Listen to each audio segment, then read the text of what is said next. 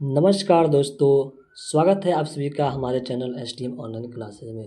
दोस्तों आज की इस क्लास में हम लोग करने वाले हैं क्लास 12th हिंदी काव्य खंड का तीसरा चैप्टर, जिसमें जो है तुलसीदास के पद के बारे में पढ़ना होता है। तो इस चैप्टर के आज हम लोग कंप्लीट ऑब्जेक्टिव करने वाला है इस क्लास में, जो आपके बिहार बोर्ड इंटर परीक्षा 2026 के लिए काफ़ी महत्वपूर्ण होने वाली है। क्लास को शुरू करने से पहले आपको बता दें कि इससे के पहले हमने गद्य खंड के चैप्टर 1 बातचीत से लेकर चैप्टर 13 शिक्षा तक के कंप्लीट ऑब्जेक्टिव करा दिया है।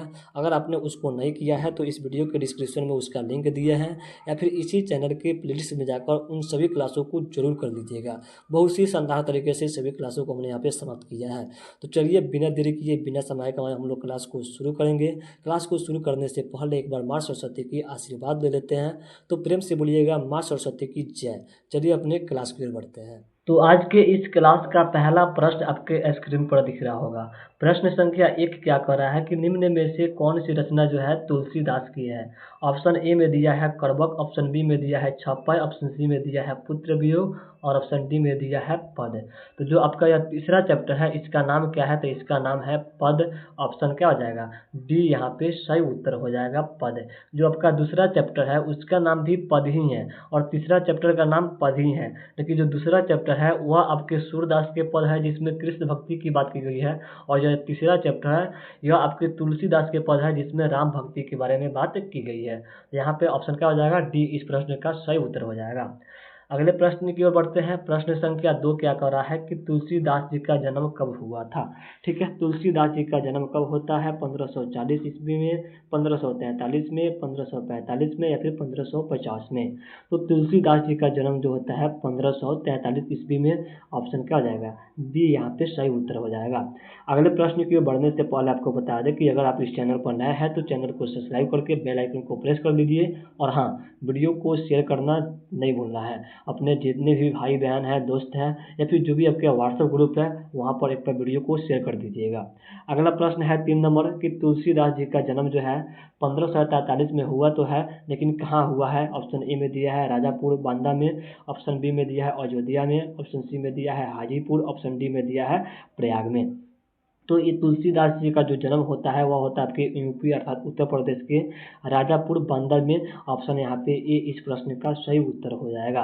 अगले प्रश्न की बढ़ते हैं। तो प्रश्न संख्या 4 नंबर क्या कर रहा है कि तुलसी जी का जन्म जो है किस प्रदेश में हुआ था। हिमाचल प्रदेश में, आंध्र प्रदेश में, उत्तर प्रदेश या फिर मध्य प्रदेश। तो हमने अभी बताया है राजापुर बांदा के उत्तर प्रदेश में। ऑप्शन का हो जाएगा सी इस प्रश्न का सही उत्तर हो जाएगा। सभी प्रश्नों को बहुत ही बेहतरीन से कीजिएगा, है ना। अगला प्रश्न है कि तुलसीदास किस काल के कवि थे। ठीक है, तुलसीदास किस काल के कवि माने जाते हैं। आदिकाल, रीतिकाल, आधुनिक काल या फिर भक्ति काल। तो यह जो है राम भक्ति में लीन रहते थे। तो यहाँ पे ऑप्शन क्या हो जाएगा, डी इस प्रश्न का सही उत्तर हो जाएगा। तुलसीदास, सूरदास ये सब के सब क्या थे, तो भक्ति काल के कवि हो जाएंगे। ऑप्शन यहाँ पे डी इस प्रश्न का सही उत्तर हो जाएगा। अगला प्रश्न है 6 नंबर कि काशी में कितने वर्षों तक रहकर तुलसीदास ने शिक्षा प्राप्त किया था। काशी जो है किस राज्य में है, यह आप लोग को कमेंट्स करके बताना है। काशी जो है किस राज्य में है। वहाँ पे जो है तुलसीदास जो क्या करते हैं, अपनी शिक्षा पूरी करते हैं लगातार कितने वर्षों तक, तो 10 वर्षों तक, 15 वर्षों तक, 20 वर्षों तक या फिर 25 वर्षों तक। तो वह जो है काशी में लगभग 10 वर्षों तक जो है अपनी शिक्षा को प्राप्त करते हैं। ऑप्शन यहाँ पे ए इस प्रश्न का सही उत्तर हो जाएगा। 7 नंबर प्रश्न है कि तुलसीदास जो है किस शाखा के कवि है। राम मार्गी, कृष्ण मार्गी, प्रेम मार्गी या फिर ज्ञान मार्गी। ठीक है, तो आपसे जो आपकी पहला चैप्टर है करबक, उसमें के राइटर कौन है, मलिक मोहम्मद जायसी। मलिक मोहम्मद जायसी कौन हो जाएंगे, तो प्रेम मार्गी। ठीक है, जो आपका दूसरा चैप्टर है पद, जिसके राइटर कौन है, सूरदास, वह आपके कृष्ण मार्गी। और जो आपका तीसरा चैप्टर है जिसके राइटर कौन है, लेखक कौन है, तो तुलसीदास, यह आपके जो है राम मार्गी कवि है, राम के मार्ग पर चलने वाला कवि है। ऑप्शन यहाँ पे ए इस प्रश्न का सही उत्तर हो जाएगा। अगला प्रश्न क्या करा है 8 नंबर कि तुलसीदास का मूल नाम क्या था। ठीक है, तुलसीदास का पहला नाम, मूल नाम क्या था, बचपन का नाम क्या था। बम भोला, राम भोला, हरि भोला। तो यहाँ पे इनका मूल नाम जो है आपके एग्जाम में कई बार पूछा जा चुका है, काफ़ी इंपॉर्टेंट है। राम भोला जो है इनके मूल नाम हो जाएगा। ऑप्शन क्या हो जाएगा, बी यहाँ पे सही उत्तर हो जाएगा। अगले प्रश्न की बात करते हैं। तो 9 नंबर प्रश्न है कि तुलसीदास के शिक्षा गुरु कौन थे। इनके गुरु कौन थे आपसे बताना है। हरिदास, रविदास, शेष सनातन या फिर मधुसूदन सरस्वती। तो तुलसीदास के शिक्षा गुरु की बात की जाए तो वह थे आपके शेष सनातन, जो कि ऑप्शन क्या दिया जाए, सी यहाँ पे एकदम सही उत्तर हो जाएगा। अगला प्रश्न है 10 नंबर की, कौन जो है तुलसीदास के मित्र नहीं थे। तुलसीदास के मित्र इनमें से कौन नहीं है, उससे पूछ रहा है। तो अगला ऑप्शन ए में दिया है महाराजा मान सिंह, बी में दिया है टोडरमल, सी में दिया है सूरदास और डी में दिया है नारादास। तो यहाँ पे इस प्रश्न का सही उत्तर हो जाएगा आपके सूरदास जी इनके क्या तो मित्र नहीं थे। ऑप्शन सी यहाँ पे सही उत्तर हो जाएगा। अच्छा, तो सूरदास के मित्र कौन नहीं थे, तो तुलसीदास। ये दोनों एक दूसरे के मित्र नहीं थे। अगले प्रश्न की ओर बढ़ते हैं। तो प्रश्न संख्या 11 की ओर बढ़ने से पहले आपको पहले ही बताया हमने कि इसी के पहले के 2 चैप्टर का ऑब्जेक्टिव काव्य खंड का हमने करा दिया है, और साथ ही साथ गद्य खंड के सभी चैप्टरों का ऑब्जेक्टिव अर्थात पार्ट 1 से लेकर पार्ट 13 तक का, बातचीत से लेकर शिक्षा तक के सभी चैप्टर का लाइन बाय लाइन क्रमबद्ध तरीके से ऑब्जेक्टिव करा दिया है, बहुत ही कम समय में बहुत ही शानदार तरीके से। अगर आपने नहीं किया है तो पहले ही बताया है कि वीडियो के डिस्क्रिप्शन में उसका लिंक दिया है, या फिर इसी चैनल के प्लेलिस्ट में जाकर उन सभी क्लासों को जरूर कर दीजिएगा। करना बहुत जरूरी है, क्योंकि आपके एग्जाम में वहाँ से प्रश्न बनते हैं, और साथ ही साथ वो सभी के सभी क्लास जो है 15 से 20 मिनट का है, तो बहुत ही कम समय में आपके कंप्लीट ऑब्जेक्टिव वहाँ पर हो जाएंगे। 15-20 मिनट समय दीजिएगा, आपको ऑब्जेक्टिव पूरा से पकड़ में आ जाएगा। तो सभी क्लासों को जरूर कर लीजिएगा। चलिए अगले प्रश्न की बात करते हैं। अगला प्रश्न है कि तुलसीदास के पठित पद किस भाषा में है। तुलसीदास ने यह जो पद की रचना की है, यह जो है कौन सी भाषा में है। ऑप्शन ए में दिया है मैथिली, बी में ब्रजभाषा, सी में खड़ी बोली, या फिर डी में दिया है अवधी।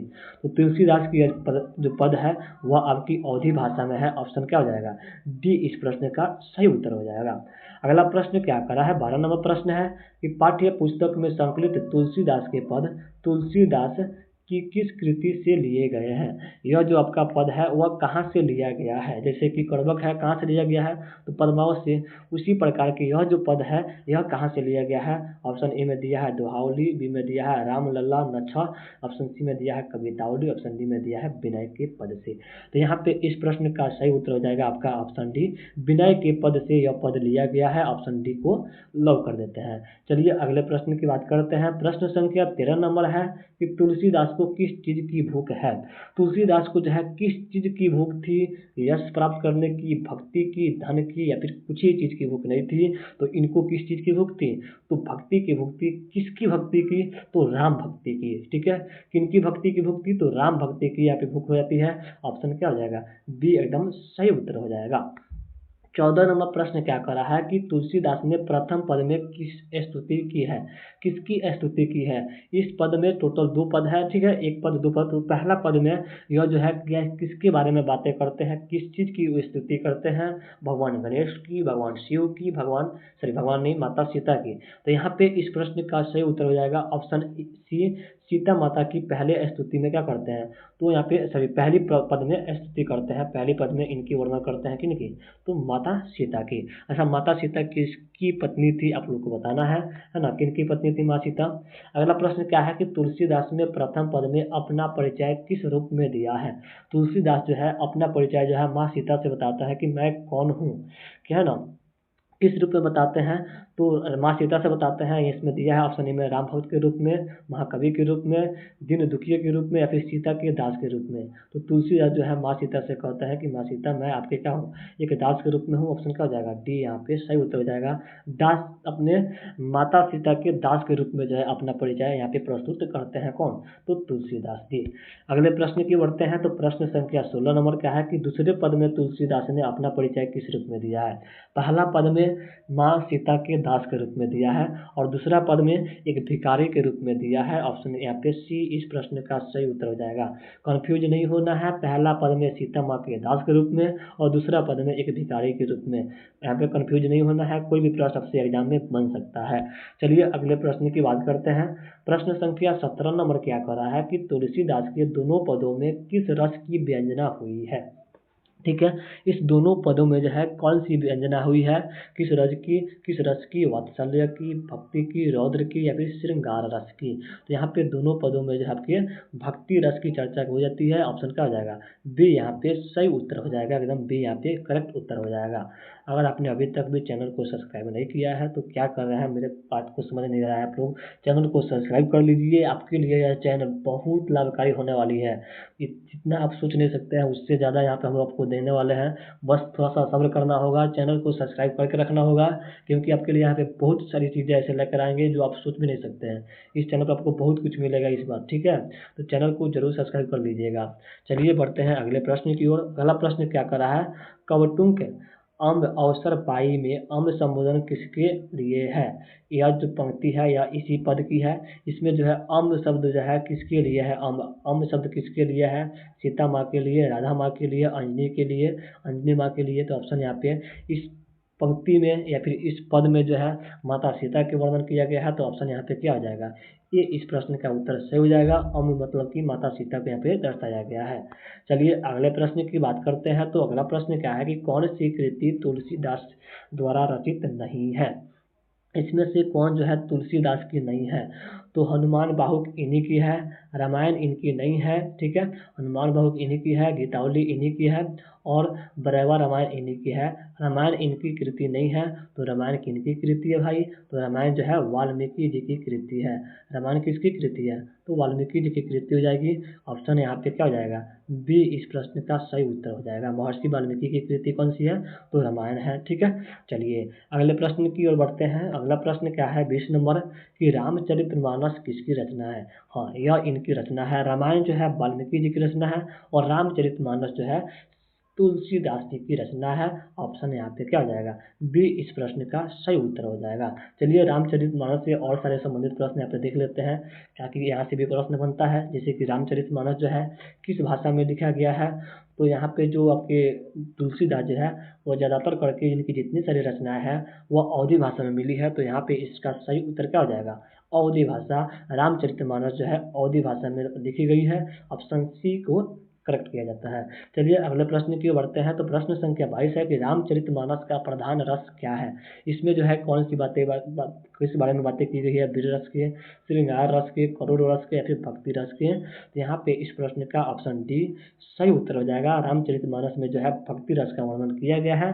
किसकी भक्ति, तो भगवान श्री राम की भक्ति। ऑप्शन यहाँ पे डी भी सही उत्तर हो जाएगा। चलिए 23 नंबर प्रश्न है कि निम्नलिखित में रामचरितमानस क्या है। काफ़ी इंपॉर्टेंट प्रश्न है। गीत काव्य है, गाथा है, महाकाव्य है, या फिर खंड काव्य है। तो रामचरितमानस जो है एक महाकाव्य है। रामायण क्या है, एक महाकाव्य है। महाभारत क्या है, एक महाकाव्य है। ये तीनों के तीनों महाकाव्य है। ऑप्शन यहाँ पे सी इस प्रश्न का सही उत्तर हो जाएगा। आपसे एक बता दें कि इसी चैनल के नाम से इंस्टाग्राम भी एक आईडी बनाया गया है, ठीक है। STM ऑनलाइन क्लासेस करके यहाँ पे इंस्टाग्राम पर भी एक चैनल बनाया गया है। आप वहाँ पे जाकर अगर चलाते हैं इंस्टाग्राम तो फॉलो कर लीजिएगा। जो भी आपकी समस्या होगी वहाँ पे कमेंट कीजिएगा, और आपकी समस्या का समाधान करने की पूरी कोशिश की जाएगी, ठीक है।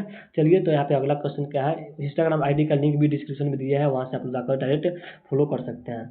अगला प्रश्न है कि मानस या फिर रामचरितमानस का रचना समय क्या था। रामचरितमानस की रचना कब होती है ना। संवत 1631 में, 1622 में, 1480 में, 1632 में। तो यहाँ पे रामचरितमानस की रचना जो है 1631 में जाती है। ऑप्शन क्या हो जाएगा, ये यहाँ पे सही उत्तर हो जाएगा। 25 नंबर प्रश्न है कि कौन सी रचना जो है तुलसीदास की नहीं है। और पूछ रहा है कौन सी नहीं है। पार्वती मंगल इन्हीं की है, वैराग्य संदीपनी इन्हीं की है, और कवितावली इन्हीं की है। कवितावली इसमें सबसे महत्वपूर्ण है। कई बार आपके बोर्ड एग्जाम में पूछा जा चुका है कि कवितावली किसकी रचना है, तो तुलसीदास की रचना है। या फिर आप लोग याद रखने वाली बात है। ऑप्शन यहाँ पे सी उत्तर सही हो जाएगा। आखिरी कलाम जो है इनकी रचना नहीं है, सी को लॉक किया जाता है। चलिए अगला प्रश्न है 26 नंबर कि कौन सी रचना तुलसीदास की है, ठीक है। और पूछ रहा है कौन सी रचना है। सूर सागर तो इनकी नहीं है, ये तो आपके क्या बोलते हैं सूरदास की है। विनय पत्रिका या इन्हीं की रचना है। ऑप्शन क्या हो जाएगा, बी यहाँ पे सही उत्तर हो जाएगा। पद्मावत जो है मलिक मोहम्मद जायसी की रचना है, जहाँ से कड़वक लिया गया है, ये भी आप लोग को याद रखना है। विनय पत्रिका काफ़ी इंपॉर्टेंट है। विनय पत्रिका जो है तुलसीदास की रचना है, कई बार आपके बोर्ड एग्जाम में पूछा जा चुका है, तो ये भी आप लोग को याद रखने वाली बात है। अगला प्रश्न है कि विनय पत्रिका जो है किस भाषा में है। जो आपकी रामचरितमानस जो है वह तो अवधी भाषा में है, लेकिन जो विनय पत्रिका है वह आपके ब्रज भाषा में है, जिसको अंतर्वेदी भाषा भी बोलते हैं। ऑप्शन क्या हो जाएगा, बी यहाँ पे सही उत्तर हो जाएगा 27 नंबर प्रश्न का। अगला प्रश्न क्या करा कि कौन सी कृति तुलसीदास द्वारा रचित नहीं है। तुलसीदास की कौन सी नहीं है। जानकी मंगल इन्हीं की है, बरगा रामायण इन्हीं की है, वैराग्य संपदनी इन्हीं की है। यहाँ पे पंचवटी इनकी रचना नहीं है। ऑप्शन क्या हो जाएगा, बी इस प्रश्न का सही उत्तर हो जाएगा। 29 नंबर प्रश्न है कि हनुमान बाहु को तुलसीदास की किस कृति का एक अंग माना जाता है। हनुमान बाहु जो है किसका एक अंग है, जानकी मंगल का, कवितावली का, गीतावली का या फिर श्री कृष्ण गीतावली का। तो हनुमान मंगल जो है गीतावली का ही एक अंग माना जाता है ना। तो ऑप्शन क्या हो जाएगा बी, यहाँ पे प्रश्न इसका सही उत्तर हो जाएगा बी ऑप्शन। अब से प्रश्न ऐसे ही बन सकता है कि कवितावली किसकी रचना है, तुलसीदास की। हनुमान बाहु किसकी रचना है, तो तुलसीदास की। हनुमान बाहु जो है कहाँ से लिया गया है, तो कवितावली से। ऐसे ही प्रश्न यहाँ से बन सकता है। लास्ट 30 नंबर प्रश्न है कि भगवान श्री राम किस कवि के पूज्य थे। निम्न में से किस कवि के पूज्य हो जाता है भगवान श्री राम। ऑप्शन ए में दिया है सूरदास। सूरदास के पूज्य कौन थे, तो श्री कृष्ण थे, है ना। सूरदास के पूज्य कौन थे, तो कृष्ण भगवान थे, ठीक है। चलिए, मलिक मुहम्मद जायसी, तो ये तो प्रेम के पीर के कवि हो जाएंगे। मलिक मुहम्मद जायसी जो है प्रेम के कवि। कबीरदास जो है यहाँ पे तो निर्गुण कवि हो जाएंगे। कबीरदास क्या हो जाएंगे, आपके निर्गुण गुण के कवि हो जाएंगे। ऑप्शन यहाँ पे क्या हो जाएगा डी, इस प्रश्न का सही उत्तर हो जाएगा, ठीक है। भगवान श्री राम के पूज्य कौन थे, ठीक है। भगवान श्री राम किस कवि के पूज्य थे, तो तुलसीदास के पूज्य थे। तुलसीदास जो है भगवान श्री राम को मानते थे। ऑप्शन क्या हो जाएगा डी, यहाँ पे सही उत्तर हो जाएगा। टोटल आपके इस क्लास में 30 प्रश्न थे, है ना। 30 प्रश्न का हो गया, कंप्लीट हो गया। आपका तीसरा चैप्टर भी बहुत ही शानदार तरीके से यहाँ पे कंप्लीट हो गया। दिख रहा है ना, मात्र 15 से कितना, 15 से 20 मिनट के अंदर में ये क्लास जो है कंप्लीट हो जा रहा है। बहुत ही शानदार, बहुत ही बेहतरीन ऑब्जेक्टिव के साथ कंप्लीट ऑब्जेक्टिव यहाँ पे आपका यह चैप्टर यहाँ पे समाप्त होता है, ठीक है। अगर आपने अभी तक चैनल को सब्सक्राइब नहीं किया है तो चैनल को सब्सक्राइब करके बेल आइकन को दबा लीजिएगा। वीडियो को अगर क्लास पर अगर लाइक नहीं किया है तो एक बार लाइक करके कमेंट करके बताइए कि क्लास आपको कैसी लगी। मिलते हैं अगले क्लास में, तब तक के लिए जय हिंद। पढ़ते रहिए और आगे की तरफ बढ़ते रहिए।